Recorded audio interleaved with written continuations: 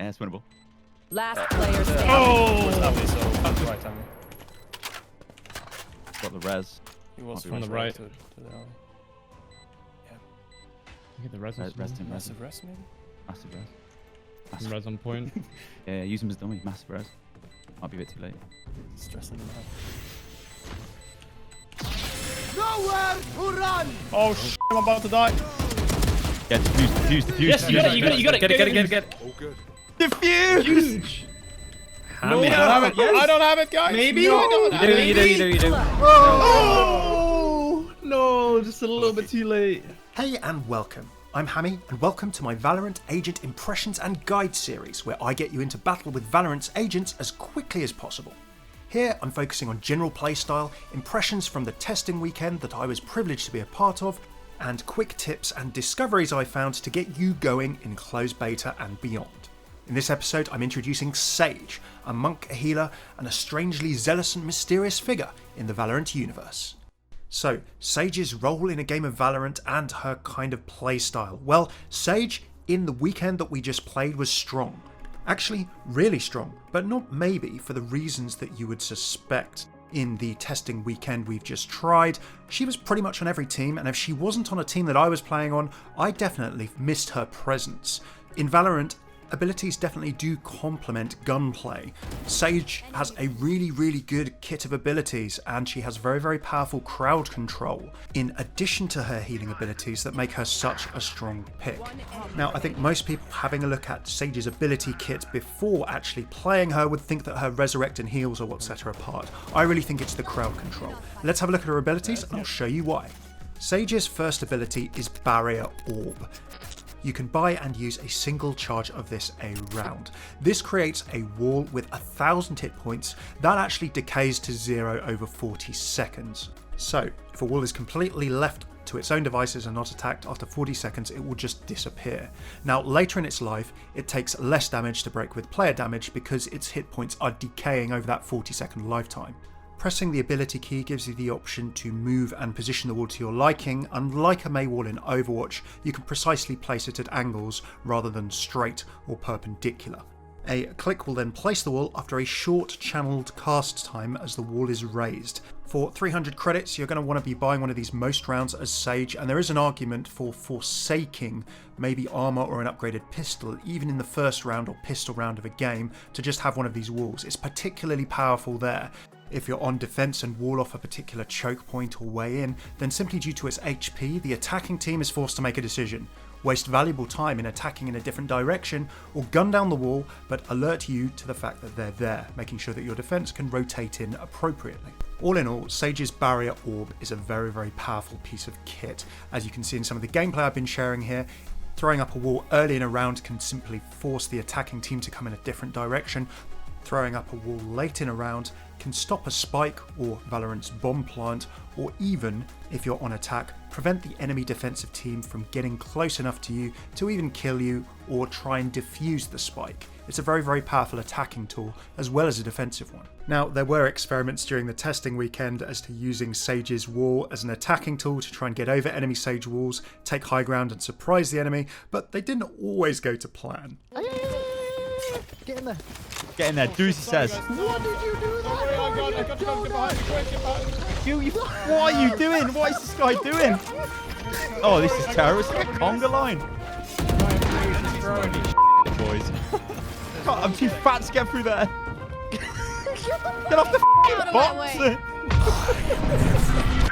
There's a. It's big. Remaining. So, our shenanigans aside, Sage's Barrier Orb is a very powerful tool, and just one of the reasons that she's a very strong agent with a very packed kit. Next up are Sage's Slow Orbs. Now, these you can throw quite a distance. When they land on the floor, they create quite a wide area of slowing terrain. This icy surface slows down anyone walking through it, including your own team, and it lasts for around 10 seconds. The other important thing with Sage's Slow Orb is that the effect that it creates actually creates sound if people walk through it. So you'll actually get an audio cue to hear if people are trying to push through the area that you've slowed. As you can see from some of the footage I'm sharing here, this slow is very painful to walk through. So whether you're attacking or defending and trying to deny an area, you need to make sure that your teammates don't want to be using it anytime soon, or that they're well out of the way.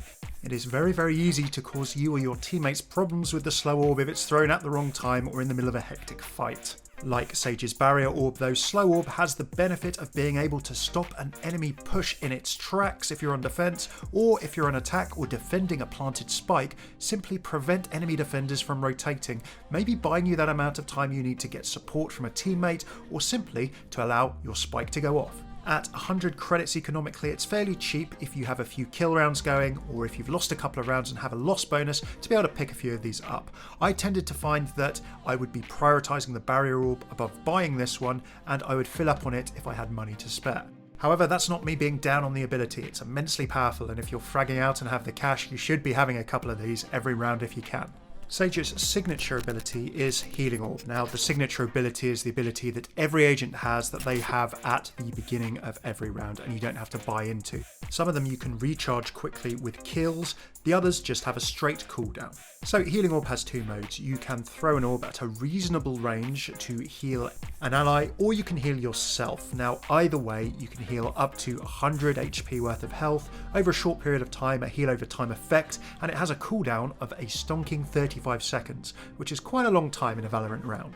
Now, as with most Valorant abilities, Healing Orb also has a very slight channel and cast time, so do be careful when you're trying to throw this. It's not instant, and a couple of seconds of not having your gun up and ready can very much spell your death. One thing I noticed from playing Sage and from over the course of this Valorant weekend in general was that a lot of people, myself included, started playing the game CSGO style, very much focusing on angles and gunplay, and sort of forgot their abilities, and when they did use their abilities would often get themselves killed through missing this little delay in casting them. So whether it's for Sage's heals or for Valorant abilities in general, make sure that you're using them at a safe point and think about the match situation and where enemies might be, whether you have cover, before you're using an ability.